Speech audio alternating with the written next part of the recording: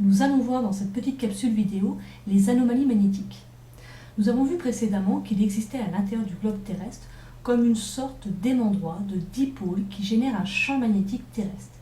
Ce champ magnétique terrestre peut être enregistré à l'aide d'un teslamètre ou magnétomètre. C'est justement ce genre de magnétomètre, un peu plus perfectionné, qui a été embarqué dans des navires océanographiques au cours du XXe siècle. Ces bateaux ont parcouru les différents océans et ils ont enregistré un champ magnétique terrestre tantôt supérieur, tantôt inférieur au champ magnétique terrestre attendu, estimé, ne prenant en compte que le champ magnétique généré par ce dipôle, cet aimant droit se trouvant au centre de la Terre. La seule explication plausible, la seule condition qui semble nécessaire pour expliquer ces valeurs tantôt supérieures, tantôt inférieures au champ magnétique terrestre estimé, c'est que le champ magnétique à l'intérieur de la Terre s'est inversé au cours des temps géologiques, plusieurs fois. Essayons de schématiser ceci. Plaçons-nous dans une période dite normale lors de la formation du basalte. Normal veut dire quoi?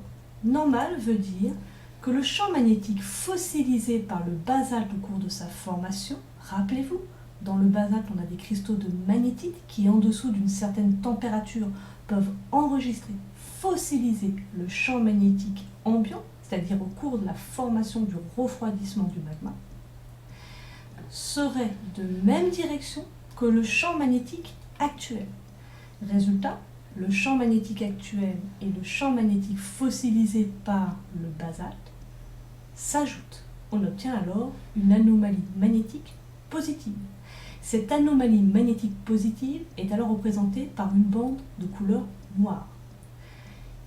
Plaçons-nous maintenant dans une période dite inverse lors de la formation d'un basalte.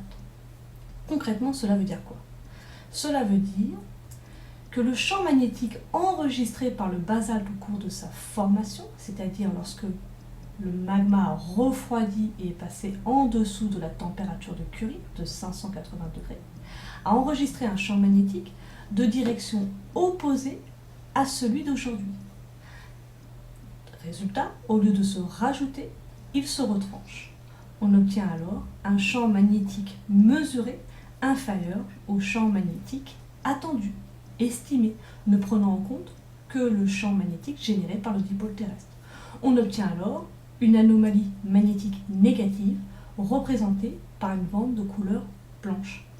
Je vous invite donc maintenant à utiliser le matériel mis à votre disposition, les différents aimants, la sonde du teslamètre, pour essayer de décrire la répartition des anomalies magnétiques de part et d'autre de la dorsale et surtout d'expliquer son origine.